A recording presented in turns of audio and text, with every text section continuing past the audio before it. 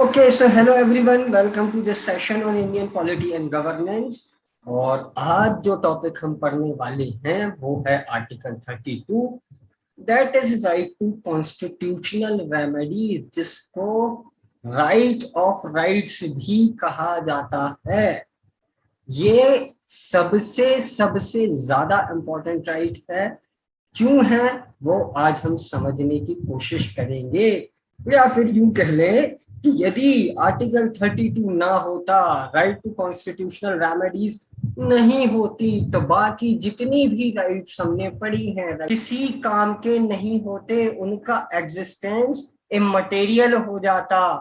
ठीक है, चाहे वो राइट टू इक्वालिटी हो, चाहे वो राइट टू फ्रीडम हो, राइट टू लाइफ हो, राइट टू रिलीजियस राइट्स हो, एजुकेशनल या कल्चरल राइट्स हो, जो भी राइट्स हमारा कॉन्स्टिट्यूशन प्रोवाइड करता है, वो सारे राइट्स बेमानी हो जाते, उनका कोई मतलब नहीं रह जाता यदि ये राइट ना दिया जाता। तो आइए समझते हैं क्यों।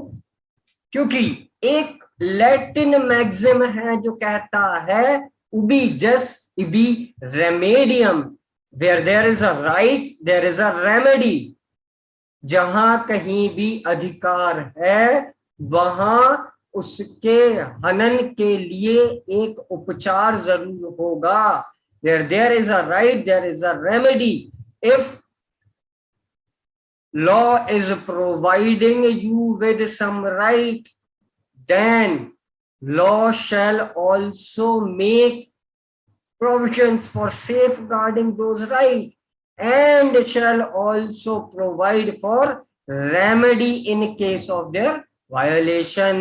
यदि आपके अधिकारों का हनन हो रहा है तो उसके लिए एक उपाय, एक उपचार भी प्रदान करना होगा। यदि रेमेडी नहीं होगी तो राइट किसी काम की नहीं रह जाएगी। वो राइट प्रोवाइड कर रहा है कौन? Right to constitutional remedy. ठीक है, right to constitutional remedy is providing that safeguard to other rights. ठीक है, आइए देखते हैं कैसे।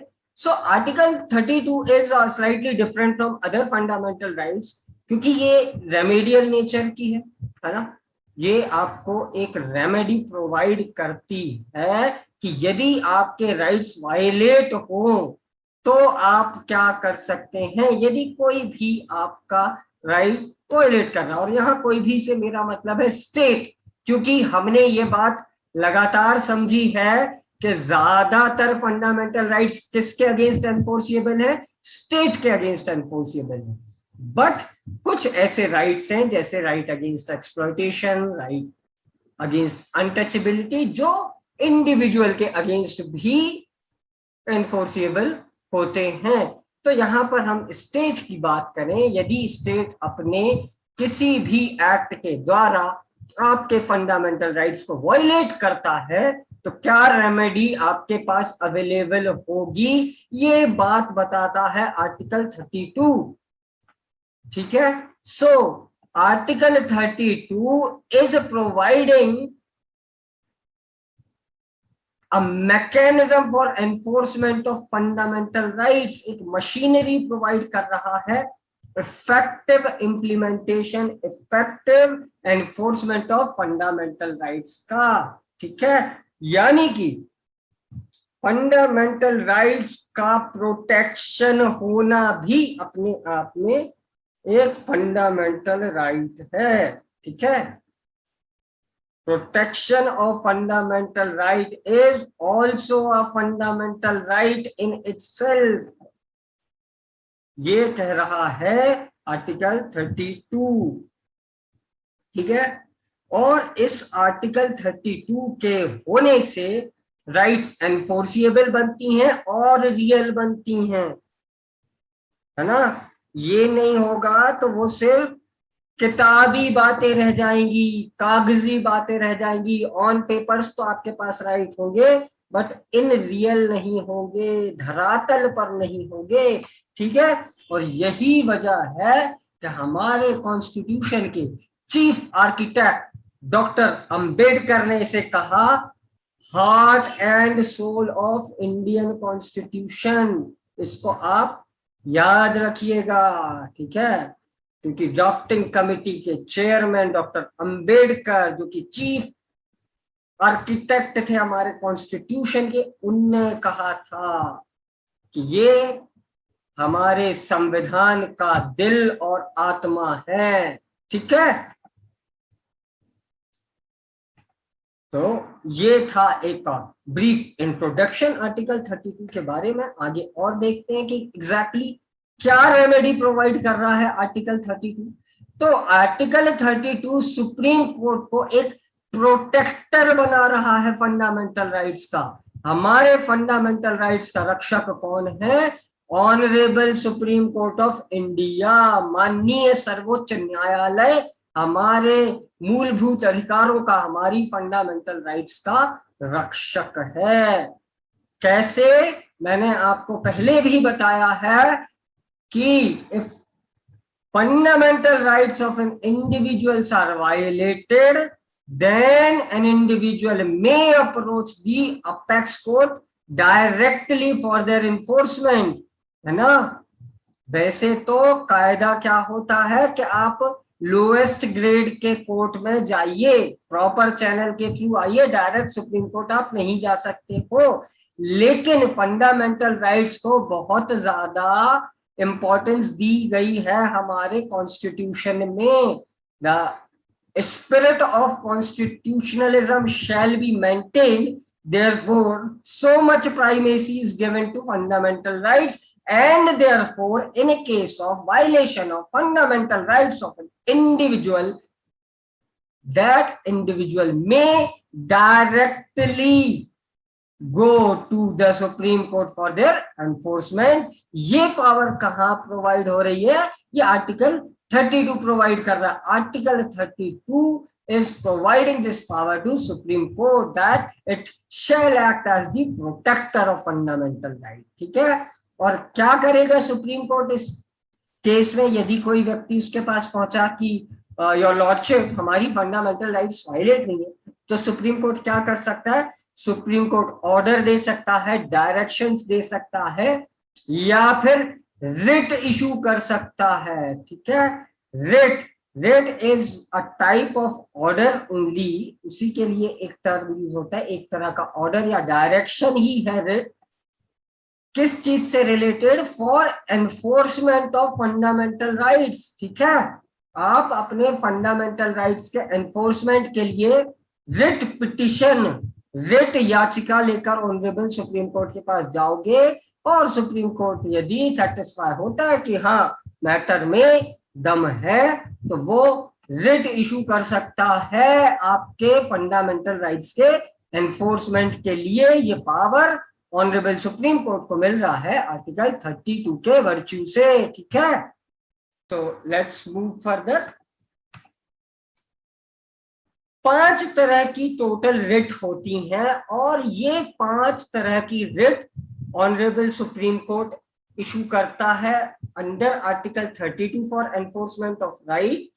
और उन्हीं 5 तरह की रिट में आपकी सारी की सारी फंडामेंटल राइट्स जो हैं वो सेफ गार्ड की गई हैं। 5 तरह की रिट हैं, यही 5 रिट आपकी फंडामेंटल राइट्स को प्रोटेक्ट करने का काम करती हैं।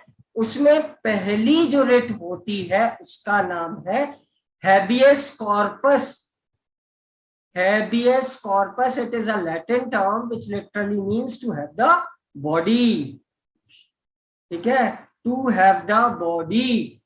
क्यों इशू होती है ये रिट, या कब किस कंडीशन में इशू हो जाती है, ये जानते हैं। It is an order issued by court to a person और an authority who has illegally detained. इस शब्द पर बहुत ध्यान दीजिएगा, इल्लीगली। डिटेंशन हम बहुत अच्छे से समझ चुके हैं जब हम आर्टिकल 22 पढ़ रहे थे। What exactly is detention? Detention is nothing but continuation of custody. किसी व्यक्ति को कस्टडी में रखना is detention. Continuing of custody is detention. So when a person is illegally detained by any person or authority, ठीक है, when a person is illegally detained by a person or an authority, the court issue writ of habeas corpus to produce the detainee before court. ठीक है, जिस व्यक्ति को बंदी बनाकर रखा गया है, कैदी बनाकर रखा गया है, उस व्यक्ति को कोर्ट में प्रोड्यूस किया जाए, ये रिट इशू करता है हैबियस कॉर्पस किसी अथॉरिटी या पर्सन के लिए। ठीक है, इसको हिंदी में कहते हैं बंदी प्रत्यक्षीकरण। ठीक है, कि बंदी को आप, कैदी को आप जो है कोर्ट में प्रोड्यूस करो, that is the right of a person. क्यों? क्योंकि illegal detention is a violation of right to life and liberty, है ना।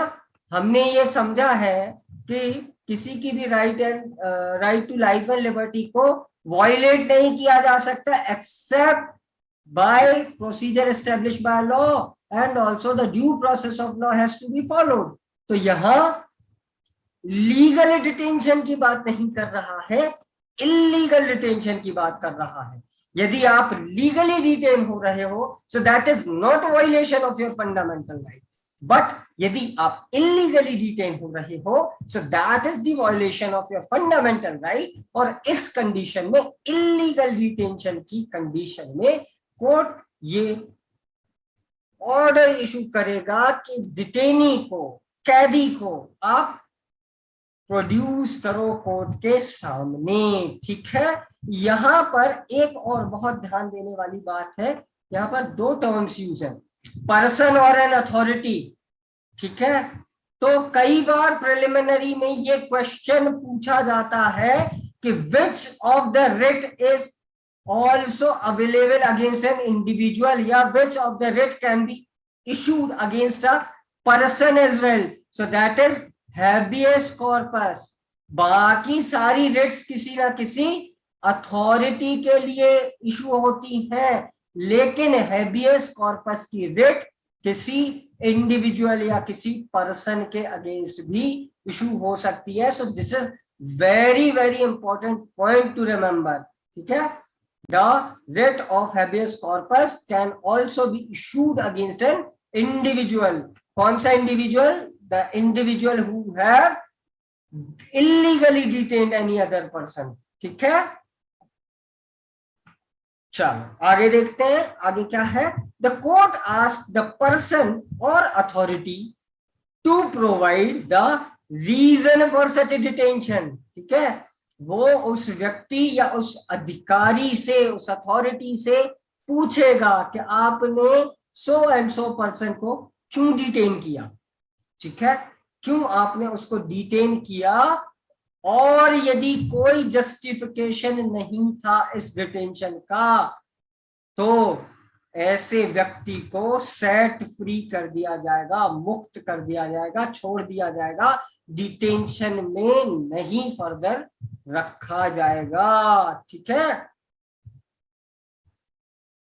तो ये जो रिट है, ये इंडिविजुअल लिबर्टी और आर्बिट्ररी डिटेंशन के लिए रोकती है। ठीक है, ये इंडिविजुअल लिबर्टी को सेफगार्ड करती है और आर्बिट्ररी या इलीगल डिटेंशन को रोकती है। So this is associated with article 21 and 22। ठीक है, और प्रीवियसली हमने एक इंपॉर्टेंट केस भी पढ़ा था हैबियस कॉर्पस से रिलेटेड। उस केस का तो नाम ही हैबियस कॉर्पस केस पड़ गया था, एडीएम जबलपुर वर्सेस शिवकांत शुक्ला का case, which was also called as black day of Indian judiciary, क्योंकि कोर्ट ने इमरजेंसी के टाइम पर हैबियस कॉर्पस की रिट इशू करने से इनकार कर दिया था, right to life and liberty को इन्फोर्स करने से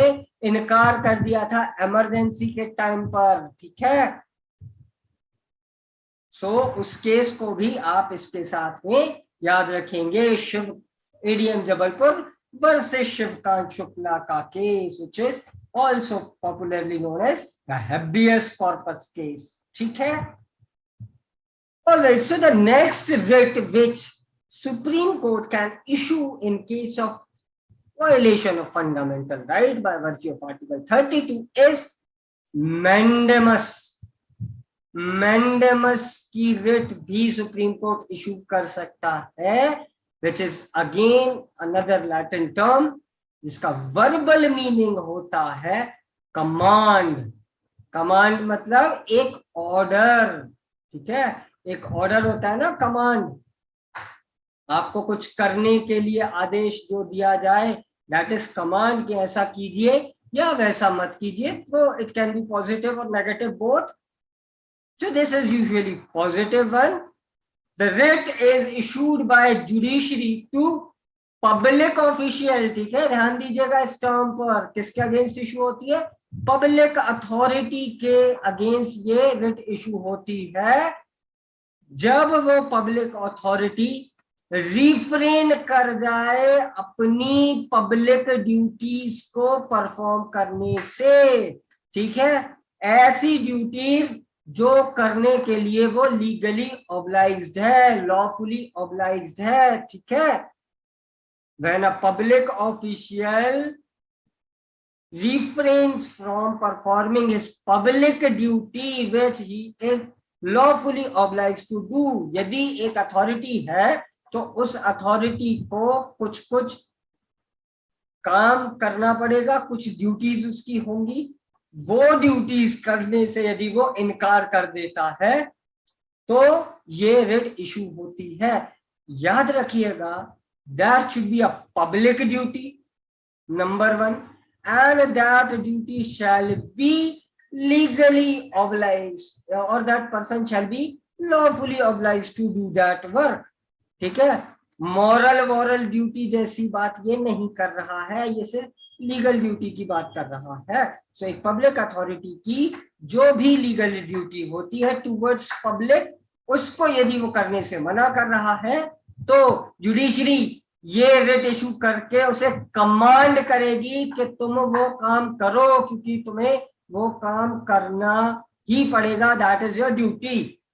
ठीक है, if a public officer is not performing his duty, the court may issue this writ commanding that officer or authority to perform his or her duty, that is mandamus। And this writ can also be issued against a corporation, inferior court, tribunal और government. ठीक है, यदि कोई public body, कोई corporation, एक inferior court या tribunal या government भी, गवर्नमेंट ऑफ इंडिया या गवर्नमेंट ऑफ स्टेट या लोकल सेल्फ गवर्नेंस वाली बॉडीज भी इसमें कवर होती हैं, इन सब के अगेंस्ट भी ये रिट इशू हो सकती है to command them for performing their public duty. ठीक है, जो आपकी पब्लिक ड्यूटी है, जो आप लॉफुली ऑब्लाइज्ड हो करने के लिए,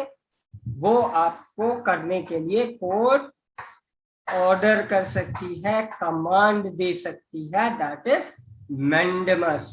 ठीक है, लेकिन इसके 2-3 एक्सेप्शंस हैं। कौन कौन से एक्सेप्शंस हैं आइए पहले हम देख लेते हैं। नंबर 1, अ प्राइवेट इंडिविजुअल और बॉडी, किसी प्राइवेट इंडिविजुअल की ड्यूटी करने से कोर्ट कमांड नहीं कर सकता। किसी प्राइवेट इंडिविजुअल को उसकी ड्यूटी करने से के लिए कोर्ट ऑर्डर इशू नहीं कर सकता अंडर दिस आर्टिकल या अंडर आर्टिकल 32। मैंडेमस की रिट देकर वो उससे वो कोई काम नहीं करा सकता। There are some other legal measures for that but not mandamus. So private individual के अगेंस्ट आप मैंडेमस की रिट इशू नहीं करा सकते हो या कोर्ट मैंडेमस की रिट इशू नहीं कर सकता एक प्राइवेट इंडिविजुअल के against. Number 1। Number 2, president of India और स्टेट गवर्नर्स। ठीक है, क्यों? क्योंकि ये दोनों राज प्रमुख हैं, कॉन्स्टिट्यूशनल हेड है। One is constitutional head of the country, other is constitutional head of states, और इनको कुछ तरह की इम्यूनिटीज प्रोवाइड की गई है। हमने देखा था कि ये अपनी ऑफिशियल कैपेसिटी में, अपनी ऑफिशियल ड्यूटीज के डिस्चार्ज में इम्यूनिटी होल्ड करते हैं, ठीक है। इसलिए कोई भी जुडिशियल प्रोसीडिंग इनके अगेंस्ट नहीं चल सकती है उस कंडीशन में। तो उसी इम्यूनिटी के वर्च्यू से मैंडेमस एक प्रेसिडेंट या governor of India, governor of state के अगेंस्ट इशू नहीं हो सकती है। And lastly chief justice of supreme court and high court, ठीक है। जब हाई कोर्ट के और सुप्रीम कोर्ट के चीफ जस्टिस अपनी जुडिशियल कैपेसिटी में फंक्शन कर रहे होंगे, ध्यान दीजिएगा इस टर्म पर, जुडिशियल कैपेसिटी, न्यायिक फंक्शन जब वो एक्सरसाइज कर रहे होंगे तब, एडमिनिस्ट्रेटिव फंक्शन जब वो एक्सरसाइज कर रहे होंगे तब तो उनके अगेंस्ट भी ये रिट इशू हो सकती है, ठीक है। जुडिशियल फंक्शन, जुडिशियल कैपेसिटी में काम कर जब रहे होंगे चीफ जस्टिस ऑफ इंडिया या चीफ जस्टिस ऑफ स्टेट, तो उनके अगेंस्ट मैंडेमस की रिट इशू नहीं हो सकती है, ठीक है। किन किन के अगेंस्ट हो सकती है? Public body, corporation, inferior court, tribunal या गवर्नमेंट। और किन किन के अगेंस्ट नहीं हो सकती है? Private individual, president and governor, chief justice of supreme court and high court while exercising judicial functions, ठीक है। So this was the writ of mandamus. Third writ is prohibition, ठीक है। तीसरी रिट का नाम है prohibition, which is not a Latin term, it is an English term. Prohibition मतलब कि किसी चीज को रोकना, है ना, किसी भी चीज को रोकना, स्टॉप करना इस प्रोहिबिशन, ठीक है। सो एग्जैक्टली वही का वही मतलब है इस पर्टिकुलर रिट का, जो वर्बल मीनिंग प्रोहिबिशन का होता है वही मीनिंग है इस रिट का, ठीक है। तो कौन इशू करता है और कब इशू करता है, let us understand. So the writ of prohibition is issued by a superior court to a lower court, ठीक है। A superior court to lower court when lower court tries to exceed the limit of jurisdiction, यानी कि अपनी jurisdiction, अपने कार्य क्षेत्र से बाहर जाने की कोशिश कर रही है। jurisdiction टेरिटोरियल भी हो सकता है, जैसे मध्य प्रदेश की हाई कोर्ट का टेरिटोरियल jurisdiction कितना होगा, the territory of Madhya Pradesh. लेकिन वो मान लीजिए उत्तर प्रदेश की टेरिटरी में जो कुछ हो रहा है उससे रिलेटेड किसी केस को देखने लगे, सो that is exceeding the limit of jurisdiction, है ना। या फिर सब्जेक्ट मैटर ज्यूरिसडिक्शन जो है उससे वो एक्सीड कर जाए कि जो चीज आप करने के लिए एलिजिबल ही नहीं हो, ठीक है। मान लीजिए वो पावर सुप्रीम कोर्ट की थी लेकिन हाई कोर्ट में मैटर पहुंच गया, तो सुप्रीम कोर्ट के पास बस वो पावर, हाई कोर्ट के पास नहीं है। तो ऐसी कंडीशन में यदि हाई कोर्ट उस पर कार्रवाई करेगा तो वो क्या होगा, exceeding the limit, exceeding the jurisdiction. इसको हम लीगल टर्म्स में कहते हैं अल्ट्रा वायरस, ठीक है। When a court is exceeding its limit, when a court is going beyond its jurisdiction, it is known as ultra vires, ठीक है। इस टर्म को आप याद रखिएगा, कभी कभार गलती से पेपर में ये भी पूछ लेते हैं, ठीक है। So what is ultra vires? Ultra vires is going beyond the limit of jurisdiction. अच्छा, the name itself is explaining the meaning that it is prohibiting someone. Who is prohibiting? A superior court is prohibiting a lower court. A superior court is prohibiting a lower court. How? By issuing this writ when the lower court is exceeding the limit of its jurisdiction. जब वो अपने कार्य क्षेत्र से ज्यादा बाहर चला जा रहा है, जब वो एक्सीड कर जा रहा है, चाहे वो पावर के एक्सरसाइज में हो, चाहे टेरिटोरियली हो या अदरवाइज, तब इस केस में एक सुपीरियर कोर्ट एक दूसरे लोअर कोर्ट को प्रोहिबिट करता है। किस चीज से प्रोहिबिट कर रहा है? ये जो एक्सीडिंग द लिमिट है, ये अपनी शक्तियों से बाहर जो जाने की कोशिश कर रहा है, एक लोअर कोर्ट उसको प्रोहिबिट करता है। ठीक है, उसको प्रोहिबिट करता है। ठीक है, so this is issued by a superior court. किसके अगेंस्ट? एक लोअर कोर्ट के। कब? जब वो लोअर कोर्ट अपनी लिमिट्स को एक्सीड करता है, अपनी ज्यूरिसडिक्शन को एक्सीड करता है। ठीक है, टेरिटोरियली या in terms of power, whatever. ठीक है, तो यहां पर सबसे ज्यादा ध्यान देने वाली बात जो है वो ये है, सबसे ज्यादा ध्यान देने वाली बात ये है कि the writ of prohibition can only be issued against judicial and quasi judicial authorities। ठीक है, न्यायिक या फिर न्यायिक जैसी, ठीक है, उन अथॉरिटीज के अगेंस्ट होता है। जुडिशियल अथॉरिटीज आप जानते हो, कोर्ट्स, मैजिस्ट्रेट्स एक्सेट्रा।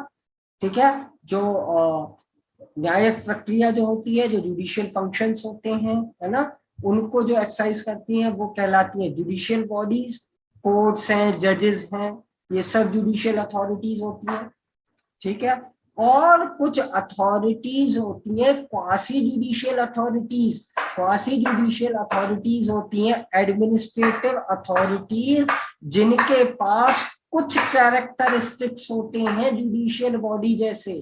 ठीक है, these are administrative authorities having some characteristics of judicial body। ठीक है, कुछ कुछ फंक्शन उनके जुडिशियल होते हैं, वरना लार्जली वो एडमिनिस्ट्रेटिव अथॉरिटीज हैं, एग्जीक्यूटिव बॉडीज हैं। ठीक है, और ऐसी एडमिनिस्ट्रेटिव बॉडीज स्ट्रिक्टली बाउंड नहीं होती हैं रूल ऑफ प्रोसीजर से। ठीक है, रूल ऑफ प्रोसीजर जो बताए गए हैं, जैसे code of criminal procedure, code of civil procedure, Indian evidence act, इन सब से गवर्न नहीं होती हैं। वो एक अलग स्टैट्यूट उनके लिए पावर प्रोवाइड करता है। जैसे ह्यूमन राइट्स कमीशन का नाम आपने सुना होगा, या फिर हमने पिछले कुछ लेक्चर्स में दो एक कमीशंस के नामों का रेफरेंस दिया था, जैसे कमीशन फॉर चाइल्ड या चिल्ड्रन, ठीक है, या कमीशन फॉर शेड्यूल्ड कास्ट,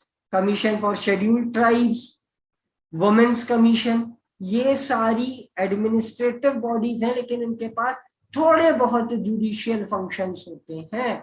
यदि चाइल्ड राइट्स का वायलेशन हुआ है तो वो कमीशन उन केसेस पर विचारण कर सकता है, उन केसेस से डील कर सकता है। So they are administrative body having some judicial functions. तो ठीक है, तो ऐसी कोई एडमिनिस्ट्रेटिव बॉडी भी यदि अपने ज्यूरिसडिक्शन के बाहर चली जाएगी तो फिर उसको एक सुपीरियर कोर्ट प्रोहिबिट कर सकता है, रोक सकता है। ठीक है, that is done by issuing writ of prohibition. वो रोक रहा है एक जुडिशियल बॉडी को या क्वासी जुडिशियल बॉडी को, किसी एडमिनिस्ट्रेटिव अथॉरिटी को वो रोक रहा है। ठीक है, किस चीज से रोक रहा है? वो रोक रहा है उनकी लिमिट्स के बियॉन्ड जाने से। ठीक है, अच्छा, अब इसके कुछ एक एक्सेप्शंस भी हैं कि it is not available against administrative authorities. ठीक है, जो प्योर एडमिनिस्ट्रेटिव अथॉरिटीज होती हैं, जो एग्जीक्यूटिव बॉडीज होती हैं, जैसे कलेक्टर साहब, डिप्टी कलेक्टर साहब, एडीएम साहब, सिटी मजिस्ट्रेट साहब, कमिश्नर है, पुलिस अथॉरिटी है, ये सारी क्या है? एडमिनिस्ट्रेटिव अथॉरिटीज है ना, इनके पास जुडिशियल फंक्शंस नहीं है ना, तो ऐसी एडमिनिस्ट्रेटिव अथॉरिटीज को नहीं रोक सकता। सेकेंडरीली, ये लेजिस्लेटिव बॉडीज को नहीं रोक सकता। ठीक है, जैसे पार्लियामेंट, जैसे कि स्टेट की लेजिस्लेटिव असेंबलीज एक्सेट्रा, उनको नहीं रोक सकता। एंड थर्डली, प्राइवेट इंडिविजुअल्स और बॉडीज, प्राइवेट इंडिविजुअल या प्राइवेट बॉडीज को नहीं रोक सकता है क्या, द रिट ऑफ प्रोहिबिशन। ठीक है, सो बिल्कुल सरल भाषा में prohibition is a writ issued by superior court to a lower court when a lower court is exceeding its power or exceeding its jurisdiction। ठीक है, so the superior court may prohibit such inferior court or such quasi judicial body, ठीक है, by writ of prohibition। ठीक है, the fourth writ is termed as certiorari। ठीक है, the fourth writ is certiorari। इस certiorari को आप certificate से याद रख सकते हो, ये वर्ड सर्टिफिकेट से आया हुआ है। The term certiorari literally means to be certified और टू बी इन्फॉर्म्ड। ठीक है, टू सर्टिफाई और टू बी इन्फॉर्म्ड। अब ये जो सर्टियरी की रिट है ना, ये बहुत कुछ मिलती जुलती है प्रोहिबिशन की रिट से। ठीक है, कई सेंसेस में ये बिल्कुल सिमिलर है प्रोहिबिशन से, लेकिन थोड़ी सी डिफरेंट है, तभी तो अलग से ये कैटेगरी दी हुई है। बाकी बहुत कुछ ये मिलती जुलती है। तो नंबर 1 तो यही है कि एक हायर कोर्ट इशू करता है सर्टियरी की writ to a lower court और ट्रिब्यूनल। ठीक है, किसी लोअर कोर्ट या ट्रिब्यूनल के अगेंस्ट ये सर्टियरी की रिट इशू होती है बाय सुपीरियर कोर्ट।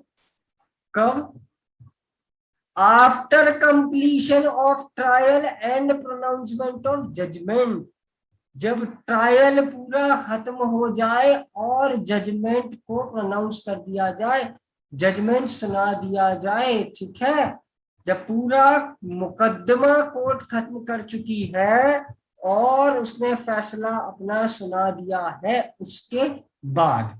ठीक है, सो प्राइमरी अंतर यही है, प्रोहिबिशन की writ during the trial issue हो जाती है, वहां पर ट्रायल को ही प्रोहिबिट कर दिया जाता है। ठीक है, सर्टियरी की रिट आफ्टर द ट्रायल और after the pronouncement of judgement issue होती है, यानी कि ट्रायल वहां पर पूरा हो चुका है, तो अब रोकने का सवाल ही पैदा नहीं होता। क्या रोक लोगे? जो होना था वो तो हो चुका है ना। ठीक है, वहां पर वो पावर एक्सीड करने से ही रोक रही है कि आप गोइंग आप बियॉन्ड द पावर जा रहे हो, तो वहां रोक लेगी। कब रोकेगी? जब ट्रायल कंप्लीट नहीं हुआ है, जब ट्रायल चल रहा है उस समय पर। लेकिन यहां पर कब हो रहा है? जब ट्रायल कंप्लीट हो गया है और जजमेंट प्रोनाउंस हो गया है। ठीक है, पूरी कार्रवाई हो चुकी है, फैसला आ चुका है या आदेश आ चुका है। और ऐसे कार्रवाई में या ऐसे आदेश में यदि किसी भी तरह की कुछ गड़बड़ी हुई है ना, पावर एक्सीड किया गया है या फिर पावर था ही नहीं लेकिन एक्सरसाइज कर लिया है, या किसी लॉ का एरर हुआ है, ऐसी गलतियों के बाद आपने कोई डिसीजन दिया तो उस डिसीजन को क्वैश कर दिया जाएगा। ठीक है, निरस्त कर दिया जाएगा, ऐसा ऑर्डर क्वैश कर दिया जाएगा, खत्म कर दिया जाएगा। ठीक है, कब कब? when the direction of judgment was in excess of jurisdiction।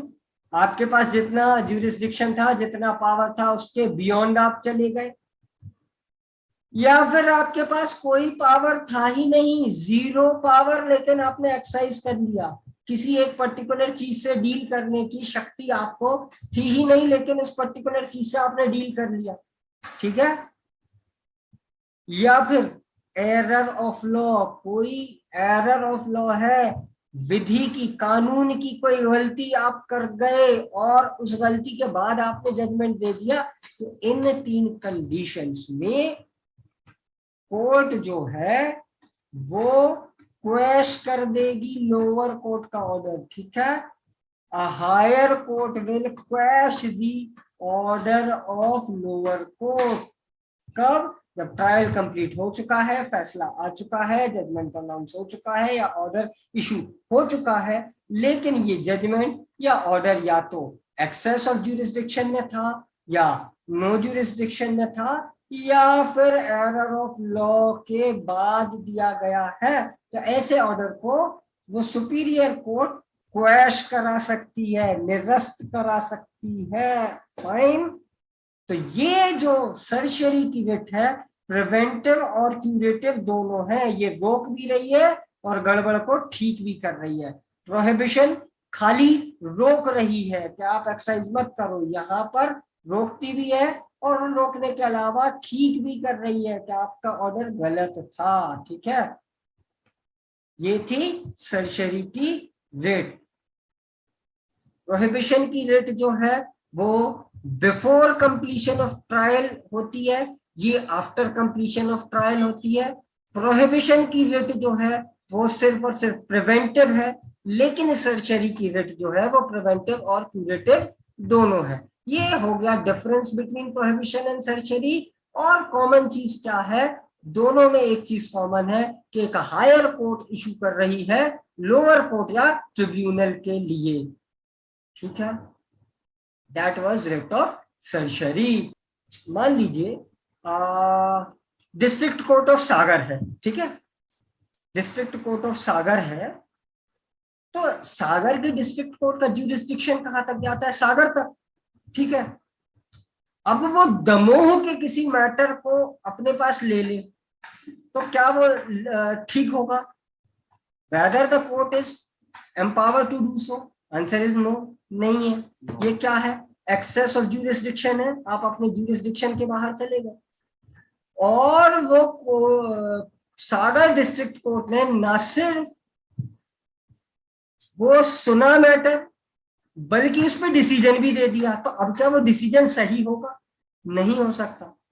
अब जो एग्रीव्ड पार्टी था, जो व्यथित व्यक्ति था, वो पहुंच जाता है सुप्रीम कोर्ट अंडर आर्टिकल 32 के, साहब मेरा फंडामेंटल राइट वायलेट हुआ, this is my fundamental right to have a free and fair trial and this trial was not fair. क्योंकि सागर का जो डिस्ट्रिक्ट कोर्ट है, इसके पास ये अथॉरिटी नहीं थी, ये ज्यूरिसडिक्शन नहीं था कि वो इस पर्टिकुलर मैटर पर कार्यवाही करे या सुनवाई करे। और सागर का कोर्ट ने सुन लिया और डिसीजन भी दे दिया। तो फिर सुप्रीम कोर्ट देखेगा पूरा मैटर और फिर क्या करेगा, सागर डिस्ट्रिक्ट कोर्ट का दमोह से रिलेटेड उस मैटर पर दिया हुआ जो ऑर्डर था या जो जजमेंट था वो क्वैश करा देगा, उसको निरस्त कर देगा, खत्म कर देगा। ठीक है, ठीक है। या फिर आप ऐसा मान लो कि एक कोर्ट है जिसके पास सिर्फ 3 साल तक की सजा देने का अधिकार है। ठीक है, मैक्सिमम 3 इयर्स तक की पनिशमेंट देने का अधिकार है, और वो कोर्ट क्या करे, 10 इयर्स की पनिशमेंट दे दे। ठीक है, जिसने किया वो अपराधी है, दैट इज ओके, वो उसको एकदम पूरे गवाह और सबूत के बाद दिया। बट क्या वो कोर्ट दे सकती थी इतना पनिशमेंट जितना उसने दे दिया? No. What that court did, that was excess of jurisdiction, या इवन नो ज्यूरिसडिक्शन भी हम कह सकते हैं कि उसके पास नहीं था ज्यूरिसडिक्शन उस कोर्ट का, उस पर्टिकुलर केस का। 3 साल तक की सजा देने वाला कोर्ट 10 साल का सजा दे रहा है, दैट इज रॉन्ग। तो सुप्रीम कोर्ट ऐसे ऑर्डर को क्वैश करा देगा। ठीक है, खत्म करा देगा। उसके बाद डायरेक्ट भी कर देगा कि भाई आप प्रॉपर कोर्ट में जाओ, सही कोर्ट में लगाओ। ऐसा नहीं है कि जो अपराधी है उसको कोई लाइसेंस मिल गया है उसको छोड़ दिया जाए, वो नहीं होगा, वो बिल्कुल ठीक है ना, लेकिन प्रॉपर कोर्ट पे भेज दिया जाएगा, गलत आदमी को नहीं भेजा जाएगा। अब मान लीजिए आप कलेक्टर हो जाओ किसी जिले के, तो आप मुख्यमंत्री का काम तो नहीं कर सकते ना, आप उतने ही काम कर सकते हो जितना आपको करने का पावर है ना। आप अपने जिले में डिसीजन ले सकते हो, सागर के कलेक्टर हो और आप भोपाल में लॉकडाउन डिक्लेयर कर दो, क्या आप कर सकते हो? नहीं कर सकते। तो आपको अपनी ज्यूरिसडिक्शन में रहकर काम करना होता है। तो वही चीज यहाँ पर कोर्ट के मैटर पर हो रही है। ये सर्जरी की रिट, आप इतना बस ध्यान रखिएगा कि कोर्ट की बात यहाँ पर कर रहा है। ठीक है, क्रिएटिव मतलब क्योर कर रही है, ठीक कर रही है, उपाय या उपचार प्रदान कर रही है ये सर्जरी की रिट। तो आगे बढ़ते हैं और आज की आखिरी रिट हम पढ़ते हैं, that is quo warranto. Quo warranto, this is the fifth and the last writ which can be issued. Quo warranto, again a Latin maxim और a Latin term which means by what authority, या फिर what is your authority, आपकी authority क्या है। क्या अधिकार है आपके पास, ठीक है। So this writ is issued by the court to restrain a person from acting in public office to which he is not entitled. किसी एक ऐसे व्यक्ति को वो पब्लिक ऑफिस होल्ड करने से रोक रहा है जो होल्ड करने के लिए वो एंटाइटल्ड नहीं है, ठीक है। एक गलत व्यक्ति पब्लिक ऑफिस को होल्ड कर ले, उसको ये रोकता है। कैसे? मान क्या लीजिए, ये तो है ही, आप कलेक्टर कब बन सकते हो या सुपरिटेंडेंट ऑफ पुलिस कब बन सकते हो? जब आप एग्जाम क्लियर करके जाओगे, तीनों process, prelim, mains, interview, then आपकी ट्रेनिंग होगी, उसके बाद आपका कैडर वेडर डिस्ट्रीब्यूट होगा और उसके बाद आपकी पोस्टिंग होगी। This is the general procedure. इस तरह से अथॉरिटी आप बनोगे। लेकिन आप बिल्कुल वो बंटी एंड बबली टाइप कुछ फर्जी कागज वागज लेके चले जाओ और ये इस तरह का पोर्ट्रे कर लो कि हम हैं कलेक्टर, तो you are not entitled to hold that public office, right. आप एंटाइटल्ड नहीं हो, आप उत्तराधिकारी नहीं हो उस पब्लिक ऑफिस को होल्ड करने के।